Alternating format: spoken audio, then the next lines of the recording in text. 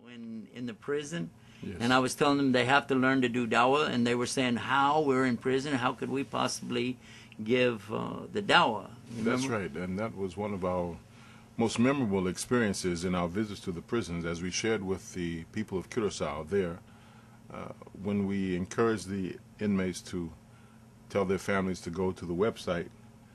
We never expected that they would do that, but in fact one did, and of course his sister went to the website, printed the material off, and against the advice of her brother, who was the inmate, she read the material, and as a result... I like that part, though. I like that part where you say, and whatever you do, don't read it, because what are they going to do?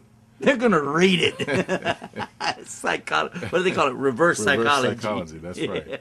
And as a result, as we mentioned there, that she did become a Muslim. Yeah. Of course, you know, I'm responsible for visiting quite a few of our prisons, and I'd like to know, Sheikh, you having visited many colleges and universities, have you ever had any experiences like that?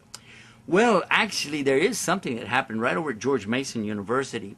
There was one young man who was the head of an organization, and I'm not going to tell you who it was, but we call him anti-Islam, because anytime we would try to do any kind of program, he would try to sabotage it and do things against, you know, the efforts that we were trying to make, and destroy things, steal things, just, you know, it was a real pest. But everybody was trying to be nice to him, and they trying to show the good character of a Muslim in spite of what people might do. So he takes these videos that we had. We had some videotapes, and he took all of them so that we didn't have anything to give away for the people who came to visit. And he thought he was being cool, and he even told his friends, I'm going to record my musical videos over these tapes, ha ha ha. So then one day, one of his friends was talking to him and about how much he hated Islam and was against Muslims and all. And so this guy was telling him, well, if you feel like that, how come your sister is a Muslim now? Well, how did that come about? He said, oh, he said, one time I took all of those videotapes away from those Muslim guys. And I took the tapes I was going to record over them. But before I could record her over all of them, my sister pulled out one of them and she stuck it in the TV, you know, the VCR player. And she watched it, and she accidentally became a Muslim.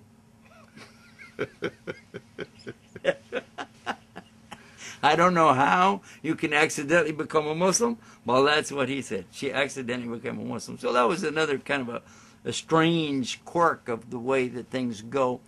One of the things I believe that's really important for us to keep in mind is that, and a lot of times we know it, we think about it, but we don't mention it. We should mention this. In Islam, nobody can be forced to come into Islam. And it's impossible, because Islam means the willful submission to God on His terms. And you cannot willfully submit if somebody's forcing you. It's the opposite. That's correct. So therefore, nobody can be forced to go into Islam. In fact, that's what Allah says in the Quran, La ikraha fid din. This means that there is no compulsion forcing anybody to submit to Allah. Of course, if you understand that, it means, though, if you do choose to submit, then you have to totally become a Muslim. So it's not like a scapegoat narration in the Quran that says that, okay, Muslims don't have to practice Islam. Some might say, oh, la ikraha fid din, I don't have to wear hijab, you know, the covering, yes, and I don't have to pray 5 times a day. Why? Well, you can't force me because la ikraha fid din. No, la ikraha fid din is very clear, meaning that once you know who God is and what His conditions are, what your purpose of life is, once you understand that, then you have a responsibility to totally submit. And if you do that, it's complete. You can't say, well, you know, la ikraha fid din, I can take it and leave it and do what I like. So that's one statement I think has to be cleared up, that nobody can be forced into Islam.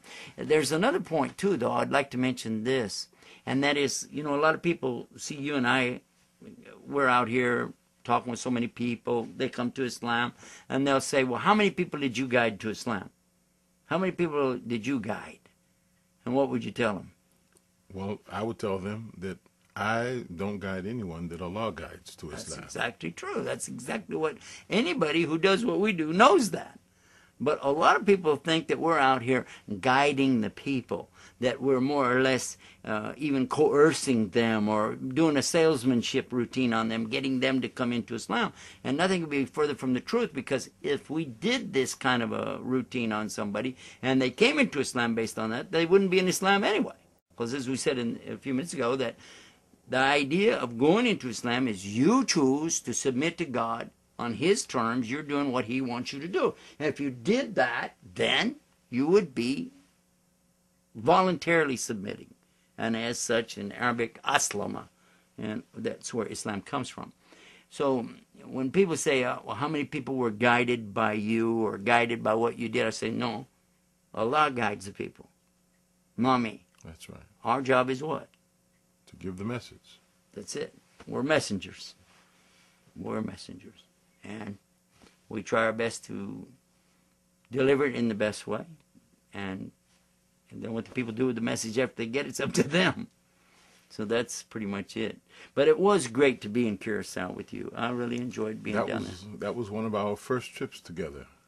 Was it? And to see the receptivity of the people. Oh, you mean out of the country? Out of the like country, that? Yeah, that's yeah. right, Because, man, that's right. tell me trips. I drove all over South Carolina with you. Correct. I don't, That's correct. and We some of the visited- time you were awake. We visited 11 prisons in 3 days. This man. And I don't think This anyone... man sleeps when he drives. Shh, don't tell anybody. You've been watching Bridge to Faith with Yusuf Estes, with Tahir Sabri. It's been our pleasure once again to be with all of you. We ask Allah, the Almighty One God, to guide all those who seek truth to the right path, to the right bridge, to get to the right faith. Until next time, from me and from him. Assalamu alaikum. Wa alaikum salam wa rahmatullahi wa barakatuh.